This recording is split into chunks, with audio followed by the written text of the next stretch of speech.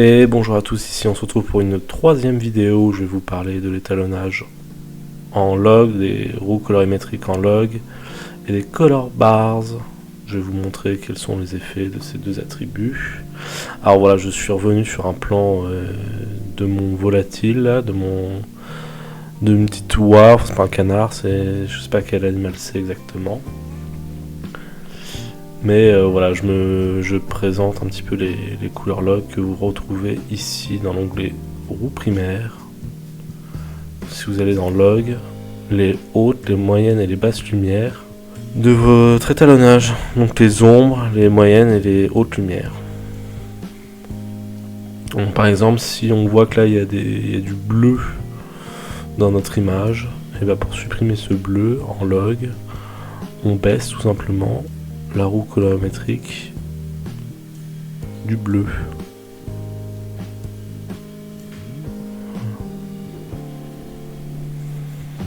Voilà, l'image est devenue un peu plus verte. Si on veut un peu que ce soit moins vert, ben on enlève un peu de vert. Voilà, on arrive déjà à une image plus naturelle. Voilà, donc si on mélange ces attributs, ça nous permet de modifier les ombres des vidéos.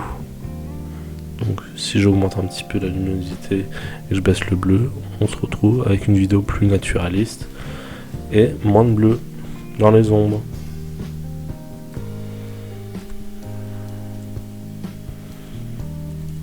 Voilà. Et si je veux modifier aussi les mid-tones, c'est-à-dire les moyennes lumières en vert, je peux le faire également. Ça variera un peu moins fortement, mais ça varie quand même. Et si je veux enlever les hautes lumières du vert, eh ben, je peux le faire également. Ça change pas énormément, mais ça nous donne déjà une image beaucoup plus proche de notre image initiale. Là c'est l'image en log. Là c'est l'image retravaillée avec un premier étalonnage primaire et l'étalonnage en log. Ensuite, en ce qui concerne les color wheels, en fait ça va nous permettre de modifier chaque attribut de couleur rouge, vert et bleu qu'on retrouve juste à côté du log sans changer les attributs. Moi je suis pas tout à fait d'accord, mais il existe une autre méthode pour vraiment juste modifier le rouge, le vert et le bleu d'une image sur le waveform.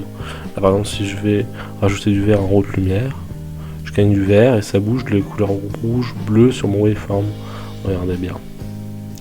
Je bouge le vert et ça bouge toutes les couleurs. Mais ça augmente le vert en tout cas. J'en mets à peu près à 0. Je peux faire pareil pour les moyennes lumières. Si j'ai envie d'augmenter les moyennes lumières, tout doucement. Hop. Voilà, mon image elle sera un peu plus rouge dans les moyennes lumières. Et si je veux augmenter mon bleu dans les basses lumières, je peux le faire aussi. Voilà. Mais ça bouge toutes les fréquences d'image. Et il existe une solution pour bouger juste le rouge, le vert et le bleu. Je vais vous montrer ça tout de suite. Une fois que vous êtes sur la page d'onglet étalonnage et que vous êtes sur les roues couleurs primaires, le L-mix là vous le mettez à 0.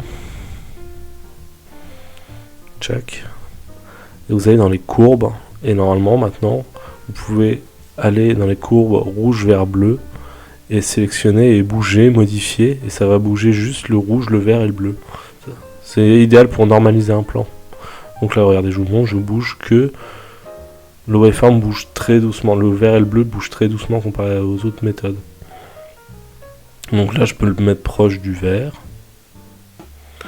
Je vais faire pareil pour le bleu, je vais faire en sorte que tout soit uniforme pour avoir une image à peu près normalisée. Voilà, là j'ai une image à peu près normalisée. Cependant, on voit que les ombres là-bas sont beaucoup trop bleues. C'est pour ça que c'est bien de s'indiquer C'est bien de regarder waveform pour voir notre image, mais il faut savoir que c'est quand même la vision définitive de notre œil qui va nous donner l'image finale qu'on veut. Donc là, je peux aller dans les logs et baisser un peu les ombres de bleu, parce que là, je vois que mes sapins, enfin mes arbres là, pas les sapins, mais je peux voir que mes arbustes sont bleus. Donc pour baisser un petit peu, je baisse un peu les ombres. Et voilà, je retrouve une image beaucoup plus naturelle. Donc ça peut être idéal pour faire des corrections colorimétriques. Voilà, là je vais retourner dans les roues colorimétriques normales, et là je vois que mes noirs sont un peu trop écrasés, donc je vais remonter tout ça. Donc j'ai une image assez naturaliste. Et plutôt originale. Donc voilà, mon oiseau là, il est plutôt conforme. Après, moi c'est pas vraiment ce que je préfère, mais si on peut faire des étapes de normalisation, ça peut être idéal. Voilà, on va revenir aux plans initiaux. Voilà, moi je préfère quand même comme ça reste beaucoup plus naturel et beaucoup moins modifié. Il y a juste quelques petites modifications. Oups. Voilà. Là comme ça c'était bien. Et là rien ne m'empêche de... Je vois qu'il y a quand même un peu d'ombre dans les bleus. Il y a un peu de bleu dans les ombres. Je vois qu'il y a un peu de bleu dans les ombres. Donc rien n'empêche d'enlever un peu d'ombre dans les bleus pour que ça soit une image beaucoup plus naturaliste. Et voilà.